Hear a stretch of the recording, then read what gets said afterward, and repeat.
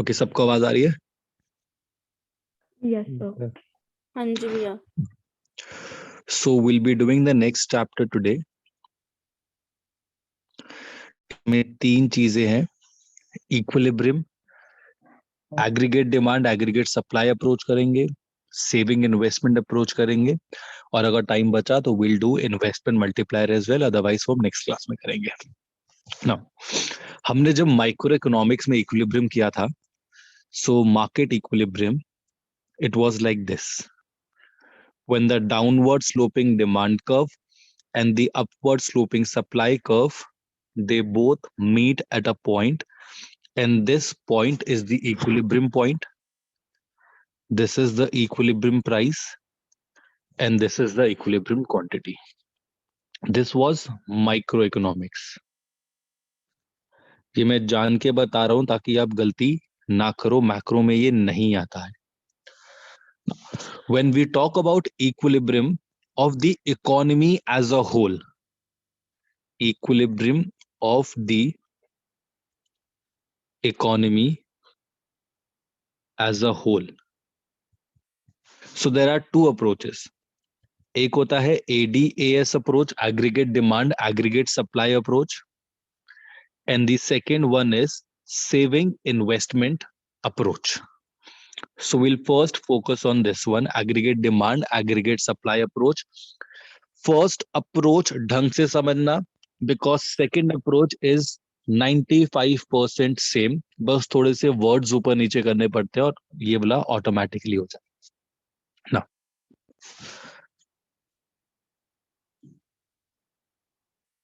Last class में we understood कि जो हमारा एग्रीगेट डिमांड कर्व होता है, it is exactly similar to the consumption curve. This was my aggregate demand curve. अभी बना के दिखा रहा हूं, ये हमारा कंजम्पशन था और उसके पैरेलल एग्रीगेट डिमांड का, however we would require consumption here. और जो हमारा एग्रीगेट सप्लाई था, it was a 45 degree line which was aggregate supply या इनकम. सो इकोनॉमी का इक्विलिब्रियम कहां पे होगा? At this point E. So this point E is the point where the economy is in equilibrium, and this OY is the equilibrium level of output as well as income as well as employment. यहाँ पे equilibrium में मतलब सब कुछ है. अभी will discuss full employment वगैरह क्या होता है लेटर ऑन ना. और यहाँ पे हमें aggregate demand aggregate supply. Now, as we discussed in class 11, why this point will be equilibrium and why any point other than this will not be equilibrium. So if you check any point before E, what is happening? This is aggregate demand, this purple line, this is aggregate demand, and this black line, this is aggregate supply. So clearly, before point E, aggregate demand is more than aggregate supply. So obviously अगर demand ज्यादा है on an aggregate level और supply कम है, तो इसका मतलब economy equilibrium पे नहीं है. So let's suppose that the economy is producing this y1. Again the problem is at y1 ये सप्लाई है बट डिमांड उससे बहुत ज्यादा है. ये तो there is a situation of excess demand in the economy, और हम इसको बोलते हैं case 1. when aggregate demand is more than aggregate supply. अब ये जो लैंग्वेज लिख रहा हूं इसको ध्यान से समझना, आपको एग्जैक्टली वही लिखनी है. If aggregate demand in the economy is more than aggregate supply, this means that this implies that consumers and firms together are willing to buy more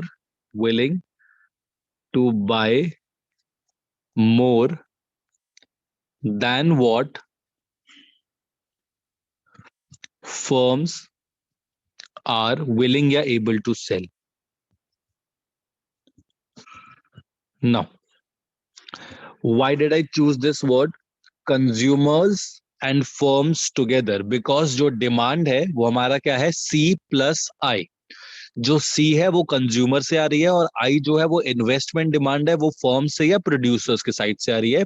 तो इससे जब भी हम एग्रीगेट डिमांड की बात करते हैं या फिर whenever we say that aggregate demand is more than aggregate supply, we basically mean that consumption demand plus investment demand is more than aggregate supply. So this means that consumers and firms together are willing to buy more than what firms are willing or able to sell. Now what happens in this case? Suppose आप एक firm हो and आपके पास 100 cars है. अबे ध्यान से देखना, usually जब हमने माइक्रो इकोनॉमिक्स में सप्लाई वाला चैप्टर किया था अपने क्लास 11 में, तो उसमें आपने एक चीज समझी होगी, सप्लाई एंड स्टॉक. किसी को याद है what is the difference between supply and stock? गलती से अगर किसी को याद हो, क्या था बताओ? स्टॉक वो होता है जितना वो प्रोड्यूस करते हैं, मतलब जितना उनके पास होता है, और सप्लाई होता है जितना वो willing to sell. Exactly. So stock of goods basically means total production या total quantity of goods that are there with the producer. But it is not necessary that the producer is willing to sell all the goods at the current price. अगर producer को लगता है that the price might rise in the future, तो वो कुछ item को stock में अपने गोडाउन में रखेगा और tomorrow और day after tomorrow और in the future जब भी उस particular commodity का price बढ़ जाएगा तो वो उसको महंगे प्राइस पे बेच पाएगा. ये होता है difference between stock and supply. So यहाँ पे I am assuming a number. Let's say आप एक प्रोड्यूसर हो and you are willing to supply 100 cars, और आपका एक रूल है कि आप स्टॉक में हमेशा 50 कार्स मेंटेन करते हो. आप 50 कार्स का स्टॉक हमेशा मेंटेन करते हो. So your supply right now is 100 because you are willing to supply, sell 100 and 50 cars का एक maintain करके हमेशा रखते हो. अब as we know situation है that market में aggregate demand is more than aggregate supply. Let's say COVID आ गया है जिसकी वजह से लोगों ने पब्लिक ट्रांसपोर्ट बहुत ज्यादा कम यूज करते हैं. सबको लगता है कि personal car is more safe, although उसमें ज्यादा खर्चा होता है, बट अगर हम सेफ्टी के पॉइंट ऑफ व्यू से देखें तो पर्सनल कार पे बहुत सारे लोग जा रहे हैं और उसी वजह से आजकल कार्स की डिमांड बहुत ज्यादा बढ़ रही है और कार्स पे वेटिंग भी चल रही है. ठीक है, तो इसका मतलब लेट्स से कार्स की डिमांड हो गई है 125. How will you react as a producer? अगर 125 कार्स की डिमांड है, आप 100 कार्स तो यहां से सेल कर दोगे, लेकिन जो एक्स्ट्रा 25 कार्स है वो आपको स्टॉक से निकालनी पड़ेगी. स्टॉक से. इसका मतलब अब आपके स्टॉक में सिर्फ 25 कार रह गई हैं. You have only 25 cars as a backup, और आपने एक रूल बनाया हुआ है दैट आपके बैकअप में हमेशा 50 कार्स होंगी. बिकॉज अगर नेक्स्ट मंथ और भी ज्यादा डिमांड हो गई तो ये 25 कार्स भी निकल जाएगी, तो आपका बैकअप स्टॉक में कुछ कभी रहेगा ही नहीं. तो इन ऑर्डर टू एंश्योर कि आपका जो लेवल ऑफ इन्वेंट्रीज है it is back to the previous level, as a producer, एक रैशनल प्रोड्यूसर क्या करेगा, वो अपनी प्रोडक्शन बढ़ा देगा. It will start producing more cars. So next month instead of producing 100 cars it will produce 125 cars, क्योंकि 100 cars जो 125 वो प्रोड्यूस करेगा उससे 100 वो बेचेगा और 25 वो स्टॉक में ऐड कर देगा. लॉजिक समझ आ रहा है? ठीक. अब इसी लॉजिक को हम बेसिकली लिखेंगे. ये नंबर्स आपने कहीं यूज नहीं करने, सिर्फ समझने के लिए था. सो consumers and firms together are willing to buy more than what firms are willing to sell. As a result,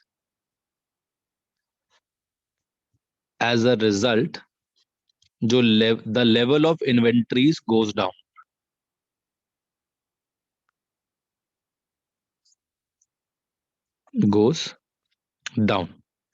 जो था लेवल ऑफ इन्वेंट्री अब 50 से 25 कार्ड्स का आ गया, और मेरा जो रूल है मैं 50 कार्ड्स का इन्वेंट्री लेवल मेंटेन करता हूं. To bring inventory back to the previous level,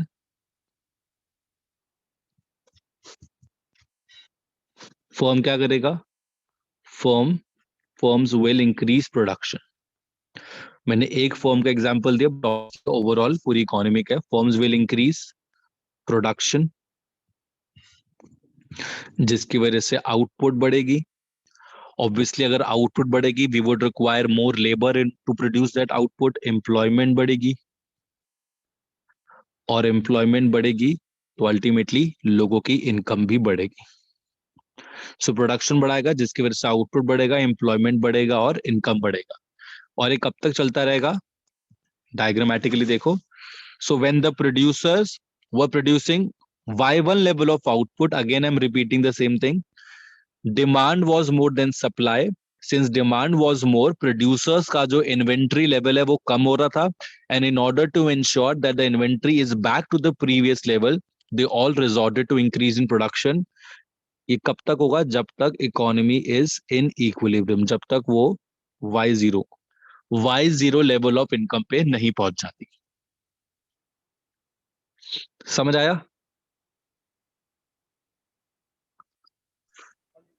Yes, sir. Yes, sir. Yes, So, sir. Yes, sir. so basically,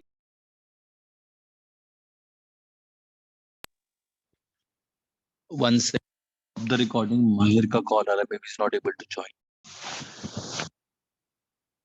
So any point before E will not be equilibrium, as before that point aggregate demand will be more than aggregate supply, and this will induce the producers to produce more till we reach this point E where aggregate demand is equal to aggregate supply.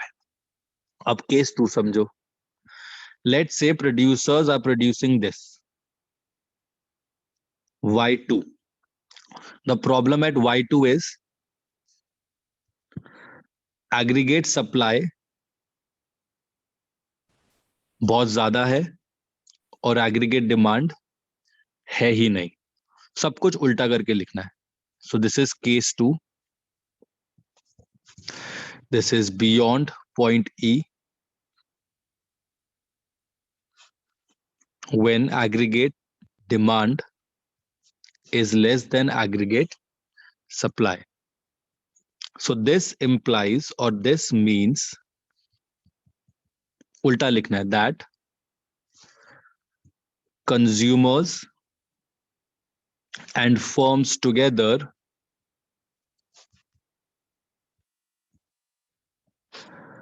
are willing to buy less,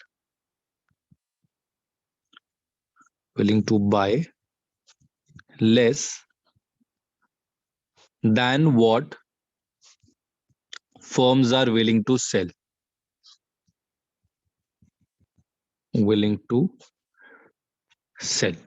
अब इसकी वजह से क्या होगा? जो inventory level है ना वो बढ़ जाएगा. Same logic. मैं हर महीने सोचता हूं कि आई विल सेल 100 कार्स और मेरे स्टॉक में 50 कार्स रहती है as a backup. Now this month, due to lack of demand, since aggregate demand is less than aggregate supply, what happened? I was able to sell only 75 cars. तो जो 25 cars है वो बच गई है, तो मेरा जो स्टॉक है अब वो 50 से 75 हो गया. और नेक्स्ट मंथ मुझे पता है कि 100 कार्स, अगर मैं नेक्स्ट मंथ 100 कार्स भी सोच रहा हूं कि मैं सेल करूंगा, तो I will not produce 100 cars, I will produce 75 cars, because 75 new cars will be produced, 25 cars from previous month will be used, and assuming I am able to sell 100 cars, I will be able to sell these 100 cars and maintaining my 50 cars का stock as well. ठीक है. और हो सकता है कि अगले महीने डिमांड और भी कम हो जाए तो मुझे प्रोडक्शन 70 से भी कम करनी पड़ेगी. Again, simple logic is when the producer is not able to sell his or her output, what will happen? उसका inventory level बढ़ता रहेगा, उसको और ज्यादा गाड़ियां गोडाउन में रखनी पड़ेगी, and obviously all this comes at a cost, because उन गाड़ियों की इंश्योरेंस होती है, मेंटेनेंस होता है, there is risk की गाड़ियां खराब हो सकती हैं, और ऑब्वियसली पीछे से अगर प्रोडक्शन बढ़ता रहेगा तो गोडाउन भी बड़ा लेना पड़ेगा, बहुत ज्यादा चार्जेस लगेंगे, रेंट भी लगेगा, कॉस्ट बढ़ जाएगा. तो as a producer ideally what I will do, since अभी डिमांड नहीं है, मैं पीछे से क्या करूंगा, प्रोडक्शन कम कर दूंगा. I will stop producing 100 cars every month. I will reduce my production. So logic is that firms together are willing to buy less than what firms are willing to sell. As a result, the level of inventory goes up.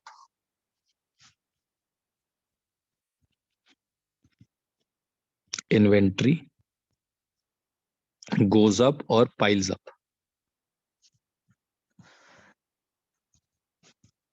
To bring inventory level, sorry, inventory level back to previous levels, firms will reduce production. जिसकी वजह से क्या होगा, output, production कम हो रहा है मतलब output गिर रहा है, एम्प्लॉयमेंट भी कम हो जाएगा एंड इनकम भी कम हो जाएगा. सो equilibrium level of output, income and employment will come down. कब तक, डायग्रामेटिकली देखेंगे, till the economy is back. So it is only eight this point E that the economy will be in equilibrium according to aggregate demand, aggregate supply approach, because any point before this will induce the firm to increase production and any point beyond this will make the firm reduce production, क्योंकि यही एक point है जहां पे दोनों equal है और equilibrium है, ना ही डिमांड ज्यादा है ना ही सप्लाई ज्यादा है. यस और नो? यस तो एक क्वेश्चन Yes, था। sir. हाँ जी, पूछो. सर हमने केस 1 में कोई चेंज क्यों नहीं किया कार का प्राइस? नहीं नहीं, यहाँ पे price is not an issue. हम ना सिर्फ और सिर्फ डिमांड और सप्लाई देख रहे हैं. ऑब्वियसली रियलिटी में जब हम माइक्रो इकोनॉमिक्स करते हैं, ऐसी अभी ना मैंने सिर्फ कार का एग्जाम्पल लिया है ताकि आपको समझ में आए, लेकिन अगर हम सिर्फ कार की बात करेंगे तो फिर वो ना माइक्रो इकोनॉमिक्स हो जाता है. This is only so that you can understand the concept. क्योंकि जब मैं एग्रीगेट डिमांड की बात कर रहा हूँ ना, इसमें demand for all the goods and services आ जाएगा. वो कार हो गया, घर हो गया, फोन हो गया, लैपटॉप हो गया, कुड बी एनीथिंग, शूज हो गए, क्लोथ्स हो गए. तो मैं ओवरऑल डिमांड इकोनॉमी में बात कर रहा हूँ, मैं किसी भी स्पेसिफिक कमोडिटी की बात नहीं कर रहा. ये सिर्फ समझाने के लिए कार वाला. Okay sir. ठीक है, हाँ, क्योंकि मैं किसी इंडिविजुअल कमोडिटी की बात नहीं कर रहा, तो मैं ये नहीं बोल पाऊंगा कि इसका प्राइस बढ़ा दूंगा या घटा दूंगा. So this is equilibrium level of income and employment in the economy according to AS approach. One second. Okay. So second approach is saving investment approach.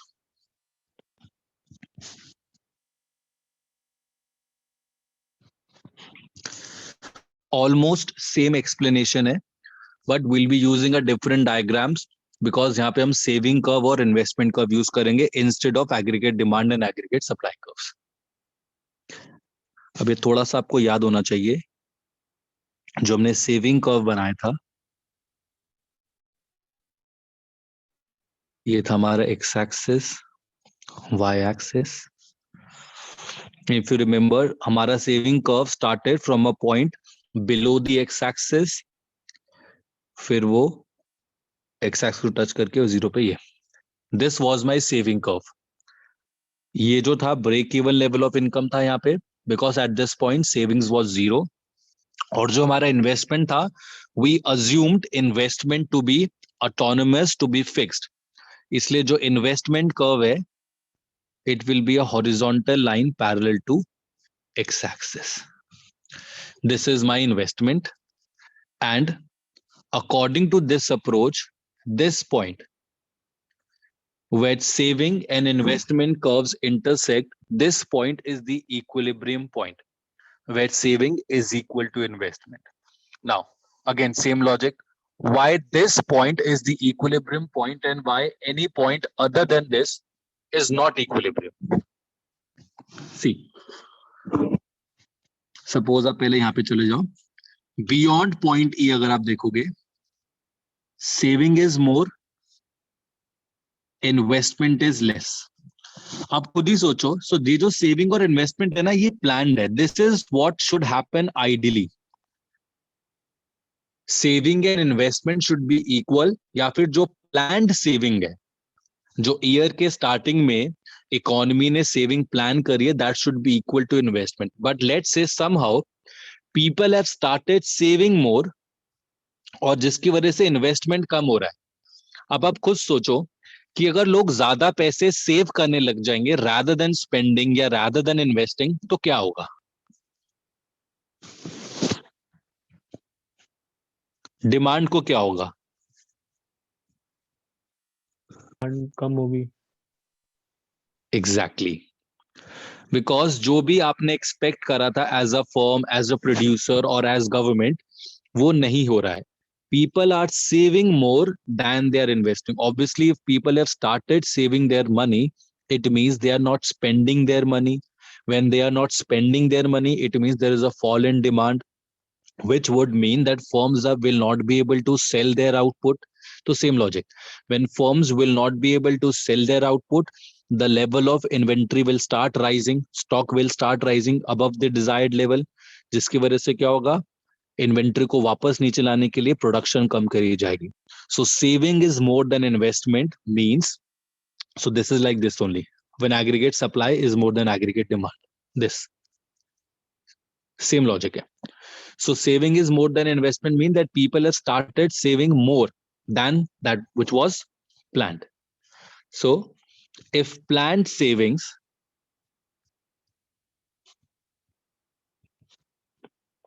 is more than planned investment, that is beyond point E, what happens? It means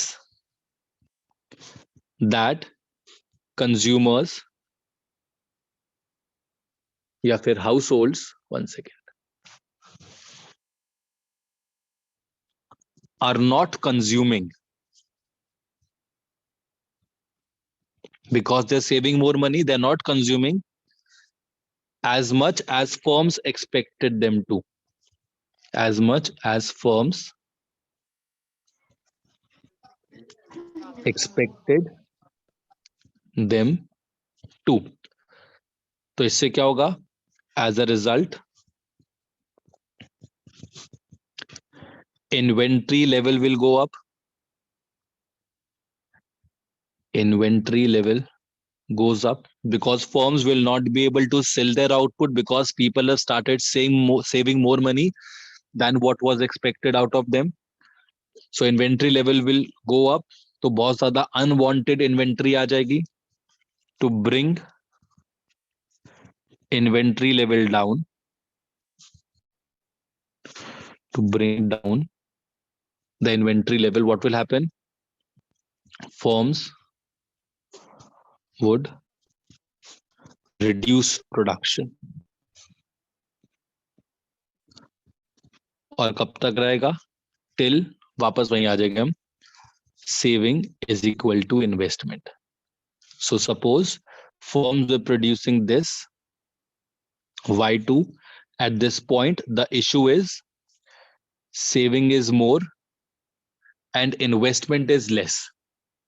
It means people are saving more. It means they are not spending money. When they are, again the same logic, when they are not spending money, it means firms will not be able to sell their output. उनका stock level of inventory बढ़ता जाएगा. It would be difficult to maintain that inventory level. वो क्या करेंगे? पीछे से production कम कर देंगे. कब तक कम करेंगे? Till the economy is back at equilibrium level at Y0, where saving is equal to investment. आए समझ? Yes, sir.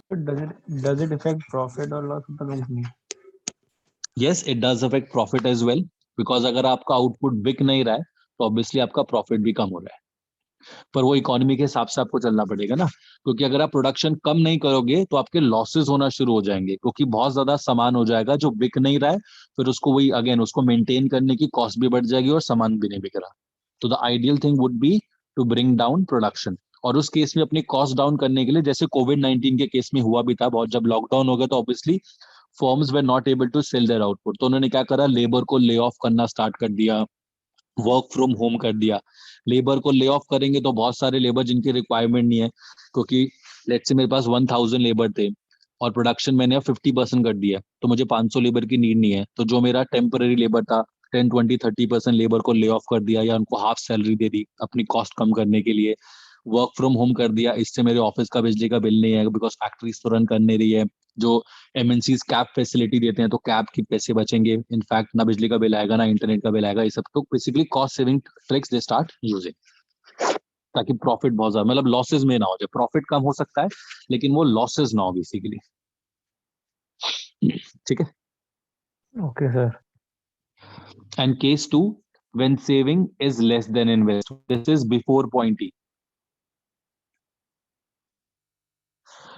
So यहाँ पे लॉजिक है, सेविंग्स कम है, जो एक्सपेक्ट किया था, सेविंग कम का मतलब है जो प्लान किया था उससे कम है, और इन्वेस्टमेंट बहुत ज्यादा है।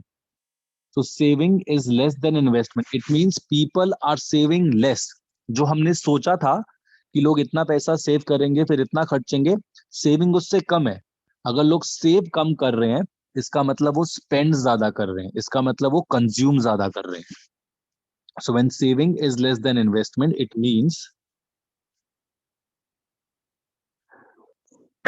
मींस households या consumers are consuming more than what firms expected them to.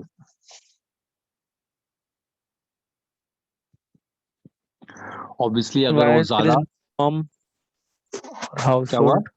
So why there is no farm and consumer?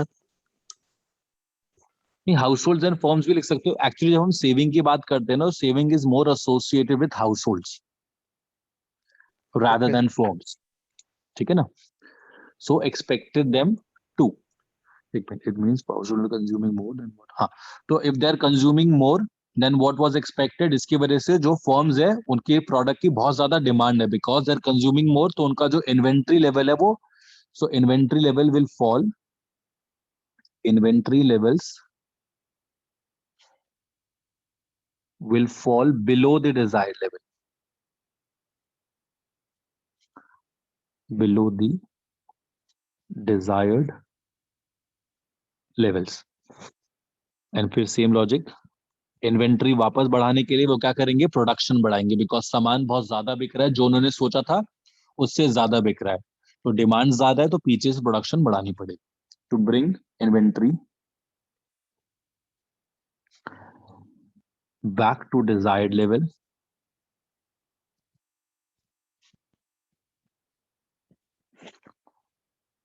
Firms will increase production।